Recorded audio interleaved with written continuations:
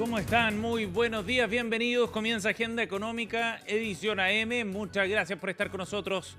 Feliz viernes para todos. El día 30 de mayo, cerrando la semana, ya estamos listos para comenzar esta edición. 8 de la mañana con un minuto. Siempre partimos revisando los indicadores y eso es lo que vamos a proyectar ya en pantalla.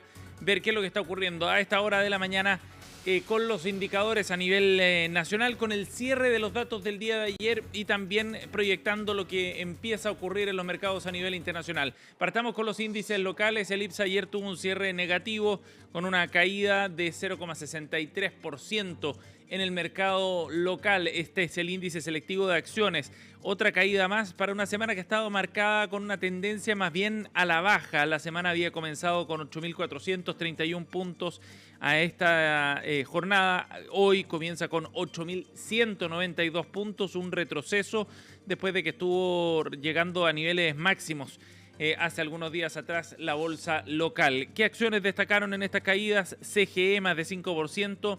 Pérdida de más de 3% en Enjoy, Colbún 2,9%, ABC y Parque Arauco en torno al 2% también. Por otro lado, el precio del dólar cerró a la baja ayer, cayó y llegó a los 935 pesos. El euro, por otro lado, se está cotizando en 1.133 pesos y la UF para hoy día tendrá un valor de 39.186 pesos. Ahí están los datos importantes a nivel local. Revisemos lo que está ocurriendo afuera también. Vamos a ir a ver primero los datos sobre Estados Unidos y un indicador que cerró con una caída en la sesión de ayer de 0,56% para el indicador local en Wall Street, 500 acciones están cotizadas dentro de este índice que refleja de mejor manera también lo que está ocurriendo con la Bolsa de Comercio norteamericana. El cobre, por otra parte, está con una subida esta mañana, $4.71, y el petróleo también subiendo. A nivel general, en todo caso, las bolsas están reaccionando de manera negativa al último respaldo que recibió Donald Trump en Estados Unidos a propósito de sus medidas arancelarias. Ayer un tribunal de alzada, una corte de apelaciones, le daba el visto bueno a las medidas de esta guerra comercial que ha abierto Donald Trump. Ese respaldo es el que entonces ha ido generando algo de retroceso en las bolsas, sobre todo en Asia, a esta hora de la mañana. Esos son los titulares, así estamos comenzando los indicadores del día. Vamos ahora a ver la prensa nacional, vamos a echar un vistazo a los temas más relevantes que traen los medios escritos, partiendo por Diario Pulso, lo que vamos a tener en pantalla de inmediato para ver cuáles son los temas más importantes en la prensa escrita local, donde destaca fundamentalmente esto: los balances que se están haciendo de utilidades del año 2024 suben 140% en el primer trimestre, supera los 3.500 millones de dólares, destaca entonces el diario Pulso en su edición de esta mañana. De las 29 empresas que componen el IPSA, que es el índice selectivo de acciones, 21 reportaron una mejora en sus utilidades en el primer trimestre. Bien interesante este dato si es que uno lo considera un termómetro de lo que está ocurriendo en materia de actividad económica a nivel local. Es una señal bien interesante también. Está subiendo por lo mismo el indicador selectivo de acciones. El IPSA ha marcado niveles récords en las últimas semanas a propósito de un buen inicio de año entonces en la última línea de los negocios locales. Otro titular: el desempleo se eleva por primera vez en más de un año. La creación de puestos de trabajo es la menor desde la pandemia. Ya vamos a estar hablando sobre este tema en la entrevista pactada para esta mañana con el economista Juan Bravo. Profundizaremos sobre este asunto. Y otro titular, si bajamos un poco ahí en la portada de Pulso, veremos la fotografía de Javier Echeverry, el presidente del Servicio de Impuestos Internos, quien responde a las críticas de los tributaristas. Ha habido hartas críticas del Colegio de Contadores, de algunos abogados tributaristas, entre otros, y responde ante eso. Soy ingeniero, me gustan los datos, decía Echeverry, quien hacía ayer un balance de la operación Renta 2025. Titulares de esta mañana, partiendo por la revista o el suplemento del diario La Tercera, Pulso. Nos vamos ahora al Mercurio. El cuerpo B, Economía y Negocios del Mercurio, profundiza precisamente en este tema, el de la operación Renta y el balance. ¿De dónde vinieron las principales fuentes de recaudación tributaria? De la actividad minera, dice Economía y Negocios en su balance, pero cae el aporte de las firmas estatales. Son los resultados del último balance que muestra cómo se descompone precisamente estos ingresos tributarios recibidos por el fisco en esta operación 2025. Y como ya decíamos, destaca lo que ocurrió en particular con el royalty minero. Los ingresos por este concepto crecieron 288% nominal, detalla el Mercurio. Y nuestra revisión la cerramos con el Diario Financiero. Nos vamos a ver qué trae el DF en su portada también. En temas similares, vamos a revisar ahí la portada principal en materia de negocios. El rearme de Grupo Patio regresa al negocio original, pone en venta una serie de activos no estratégicos, es lo que destaca Diario Financiero como su tema principal. La estrategia implica crecer en el segmento de renta comercial, destacan, mientras que ya se puso en marcha la enajenación, la venta del hotel Hyatt Plaza en Santiago y de Celina en Pucón, parte de los pasos que está dando entonces este holding que está reestructurándose. Otro titular destacado, a mano derecha aparece también el detalle de la entrevista a Claudia Paredes. Es la gerenta general de la ISAPRE Esencial, una de las ISAPRES nuevas del sistema, y que analiza cuáles han sido los efectos del informe de Contraloría en torno a las licencias médicas. Bueno, dice, estamos todos pagando las licencias eventualmente mal usadas por algunas personas. Lo destaca en su portada también la mirada desde el sector de la salud y de las aseguradoras en particular respecto a lo que está ocurriendo a partir de este escándalo. Y por último, destacamos también la conversación del DF con Francisca Pérez. Es la jefa programática de la candidatura de la exministra Carolina Toá. ¿Y qué destaca Francisca Pérez? Que Carolina Toá cuenta con el equipo económico que le dio los años de mayor progreso a Chile. Entrevista política con una de las integrantes del comité de la comisión que está trabajando, del equipo programático que está trabajando con Carolina Toá, y quien plantea en esta conversación que hay un compromiso con la responsabilidad fiscal, planteando que se necesita un liderazgo convocante que garantice acuerdos, como a su juicio lo ha demostrado la ex secretaria de Estado, dice la economista Francisca Pérez en esta conversación. Los titulares entonces de la prensa nacional a esta hora, 8:08. Bueno, profundicemos en la operación Renta, el balance que se hizo ayer a propósito del cierre ya de este proceso que se realiza cada año en los meses de abril y que ha permitido entonces ver qué es lo que está ocurriendo en materia de recaudación tributaria en nuestro país. Y ahí hay algunos antecedentes bien interesantes, sobre todo por el análisis político que ha hecho el director de Servicio de Impuestos Internos a propósito de las críticas que han surgido desde distintos gremios y especialistas en materia tributaria, por supuesto. El director de Servicio de Impuestos Internos, Javier Echeverry, explicaba, dentro de otras cosas, que el alza en la recaudación de la operación Renta no se explica solamente por el royalty. Declaraciones después de haber entregado los resultados finales de esta operación. ¿Qué ocurrió fundamentalmente? Hubo un alza de 22,9% en las declaraciones que totalizaron impuestos por 18.351.669 millones de pesos. La mitad del aumento, eso sí, se explica efectivamente por este nuevo royalty. Pero de todas maneras, Echeverry aclaraba ayer en el punto de prensa que no es solamente este componente el que explica el aumento registrado este año en esta operación Renta. Escuchemos qué fue lo que dijo el director del Servicio de Impuestos Internos ayer. La verdad es que han salido muchos comentarios, más bien críticos el último tiempo. Ahora, usando frases como que no se respetan derechos de los contribuyentes y cosas así. Yo soy ingeniero, a mí me gustan los datos. Nosotros vamos a trabajar en conjunto con el Colegio de Abogados, así como con los contadores, pero siempre en el entendido que ellos tienen que apoyarnos, incluso ayudarnos a parar a todos aquellos que están usando los procesos tributarios para defraudar a todos los chilenos. Así Javier Echeverry entonces se refería a las críticas que han surgido desde algunas entidades, desde el Colegio de Contadores, también abogados tributaristas, respecto a la forma en la que se fue desarrollando la operación Renta y las críticas que han surgido por la manera en que el Servicio de Impuestos Internos ha liderado este proceso. Echeverry respondía de manera bien dura sobre ese antecedente. Volviendo a los resultados específicamente de la operación Renta, ya les contábamos, el royalty explicó la mitad del aumento de las declaraciones de impuestos y esta operación muestra efectivamente mejores resultados. ¿Por qué es tan importante esto? Porque estamos hablando de la capacidad que tiene el fisco de recaudar lo que necesita para financiar las operaciones del Estado. Y no está de más recordar que estamos en una situación en la que se cuestiona precisamente cuál es la salud de las finanzas públicas.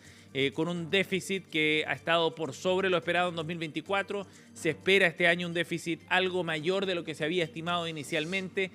En la medida en que el Estado es capaz de recaudar más, evidentemente que esas brechas se van acortando. De todas maneras, lo que destacaba Echeverry es que si no hubiera royalty, efectivamente el resultado de la operación Renta no hubiera sido tan bueno, pero de todas maneras hubiera habido un crecimiento. Las declaraciones, como ya les contábamos, se tradujeron en un alza de 22,9%, y según detallaba el Servicio de Impuestos Internos, la declaración del impuesto de primera categoría, el que pagan las empresas, subió más de un 15%. Ayer Carolina Saravia, la subdirectora de Fiscalización de Servicio, también entregaba otros detalles sobre el curso de esta operación.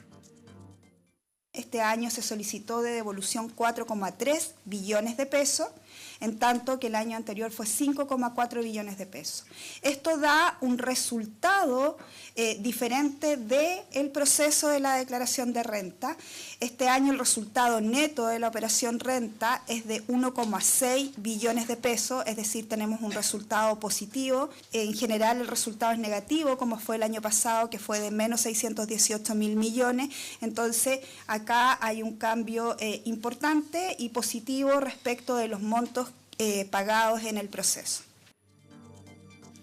Ahí estaba el análisis de Carolina Saravia. También explicaban desde el servicio que los resultados y la mejora de la recaudación se explica también con el rendimiento de la economía, con los precios del cobre que ayudaron a la empresa minera y también con que se ha facilitado el pago, decía Echeverry, a los contribuyentes y ellos han cumplido. De esa manera entonces se registraban mejores resultados a su juicio sobre lo realizado en el año 2024. Hernán Novicelli, tesorero general de la República, también entregó su mirada sobre estos resultados.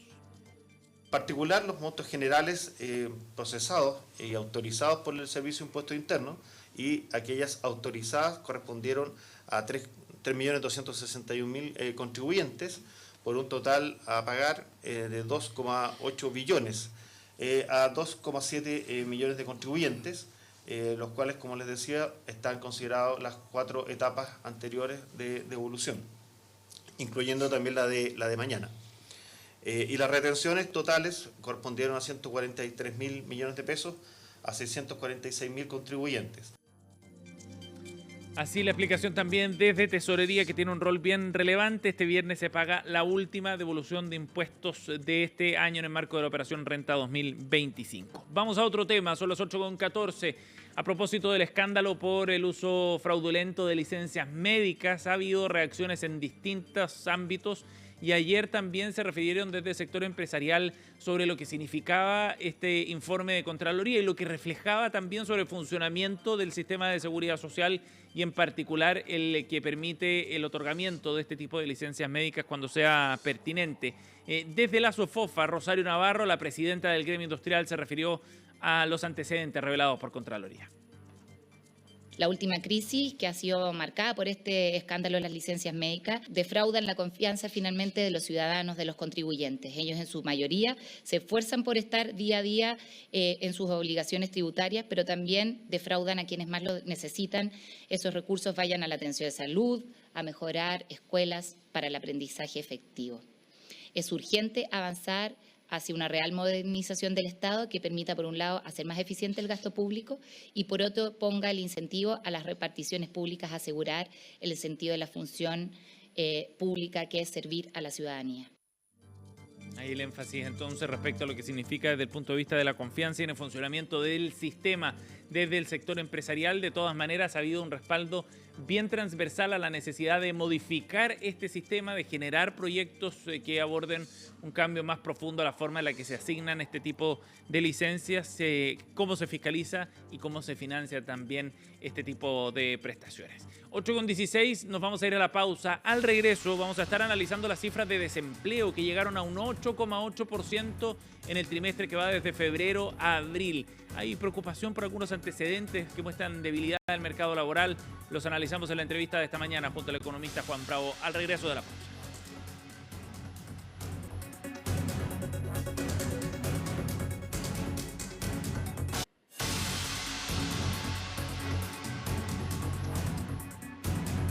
Estamos de vuelta y como les contábamos antes de la pausa, queremos profundizar en los datos de desempleo que se conocieron ayer tras la publicación del informe del INE. El director del Observatorio de Contexto Económico de la Universidad, Diego Portales. Juan Bravo está con nosotros a esta hora de la mañana. ¿Cómo está, Juan? Bienvenido. Hola, Sebastián. Muy buenos días. Muchas gracias por la invitación. Gracias por el contacto esta mañana. Juan, bueno, llegó a un 8,8% la tasa de desempleo. Ese es el titular, pero hay que desglosar un poco más y ver detalles de lo que está ocurriendo realmente. Partamos con una lectura general. Esta cifra significa un aumento respecto a lo que ocurrió en el mismo trimestre, febrero-abril del año pasado. ¿A qué se atribuye ese aumento de la tasa de desempleo, Juan? Claro, efectivamente el desempleo es probablemente uno de los antecedentes más negativos que tuvimos de este reporte. Esta es la primera alza de la tasa de desempleo en los últimos 14 meses. Y por lo tanto, obviamente, eso podría estar indicando un cambio de tendencia. Hay que mirar cómo vienen los próximos datos. Ojalá que esto no implique un cambio de tendencia, pero claramente es un hecho negativo que después de 14 meses sin alzas tengamos la primera. Ahora, dentro del alza del desempleo, aquí lo que vemos es que los desocupados en número aumentaron en 37.000, pero lo más grave de esta cifra... Juan, disculpa que te interrumpa, Juan, pero estamos con algunos problemas de audio. No sé si te puedes acercar un poco más al micrófono para escucharte mejor, porque no lográbamos escucharte correctamente. Ahí sí, ahora sí. Ok, ¿se escucha? Perfecto. Entonces, lo que le estaba comentando es que el número de desempleados 30.000 en año, pero de ellos 36.000 son desocupados de desempleo de larga duración, es decir, que llevan buscando trabajo durante un año o más. Y este número, este aumento de 36.000 desocupados de desempleo de larga duración, es la cifra más alta desde agosto-octubre de 2021. Entonces, este, a mi juicio, es uno de los elementos más preocupantes que trae la genera más perjuicios desde el punto de vista social. Cuando una persona lleva demasiado tiempo en el desempleo, se empieza a depreciar el capital humano, hay más riesgo de caer en pobreza. Juan, ¿sabes que hay algún problema con el micrófono exactamente? Te estábamos escuchando bien y luego nuevamente perdimos el audio. No te escuchamos muy fuerte y no logramos captar el análisis. Entiendo que estabas hablando sobre el desempleo de larga duración y los efectos que eso tenía. Efectivamente. Ahí sí te escuchamos mejor. Genera efectos en términos de depreciar el capital humano. Entonces la persona va perdiendo habilidades, ¿cierto? Competencias. Además hay mayor riesgo de caer en la pobreza. Y aumenta la prevalencia de enfermedades físicas y psicológicas como la ansiedad o la depresión. Entonces no es menor que esté aumentando de manera importante, que el desempleo que está aumentando sea esencialmente desempleo de larga duración. Juan, vamos a tratar de recuperar bien la comunicación para seguir profundizando en el tema, porque me interesa abordar algunos puntos de tu análisis también que tienen que ver particularmente con el origen de las fuentes de generación de empleo. Eso siempre es importante. Danos un segundo, porque vamos a escuchar parte del análisis también que teníamos el día de ayer en Agenda Económica PM. Conversamos con el académico del Centro de Investigación de Empresas de la Universidad del Desarrollo, Carlos Smith. Vamos a escuchar esa declaración, ya retomamos la conversación con Juan Bravo. Muestra, ¿no es cierto?, un aumento importante en el desempleo que yo creo que se veía venir. Estamos en una situación económica donde el crecimiento ha sido bastante pobre y eso también hace que muchas personas entren al mercado laboral a buscar empleo, a buscar ese segundo ingreso en la familia y por lo tanto ese aumento ha sido mucho más que la creación de empleo. Al final estamos creando muy poco empleo, eso también refleja, ¿no es cierto?, y da una alerta a preocuparse del aumento de la inversión, de quitar las trabas a los emprendimientos, el aumento en los costos laborales empieza a pasar de alguna manera también la cuenta y por lo tanto necesitamos claramente un impulso mayor, necesitamos destrabar los proyectos, necesitamos producir mucho más y generar más puestos de trabajo. La conversación con Juan Bravo, director del Observatorio de Contexto Económico de la Universidad Diego Portales. Juan, estábamos hablando de las características también del empleo que se está generando. En este último informe, ¿cuál es la fuente de generación de puestos de trabajo? ¿Qué tipo de trabajo está generando en el mercado laboral en el último trimestre al menos? Claro, aquí están ocurriendo dos fenómenos. Por un lado, tenemos una muy baja creación de empleo. Apenas se crean 20.000 empleos en el último año. 20.000. Esta es la cifra más baja en los últimos 4 años. O sea, tenemos que ir hasta febrero, abril 2021 para ver una cifra tan baja de creación de empleo. Ahora, dicho eso, lo que sí es cierto es que la composición del empleo en términos de formalidad está mejorando.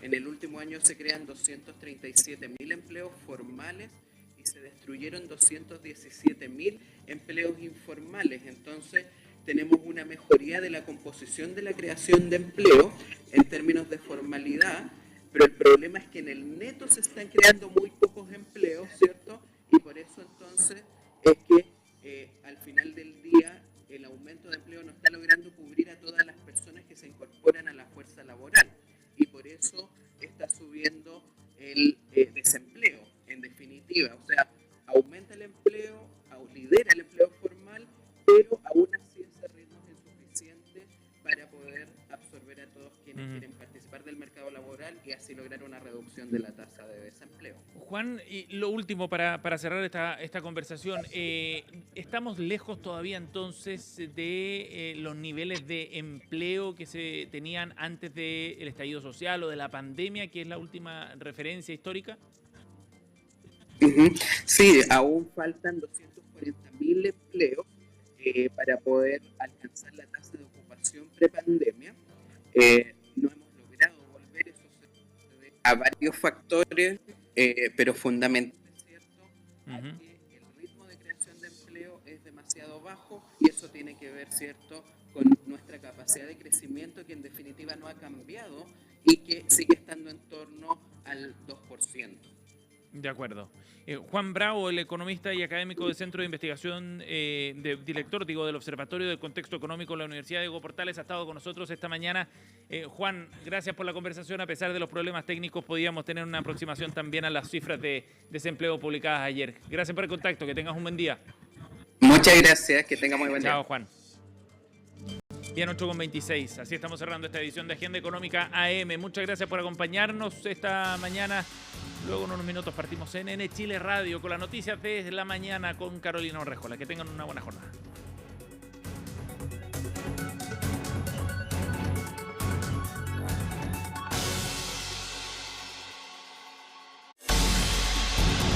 Te pillé. No grave robos. Evítelos.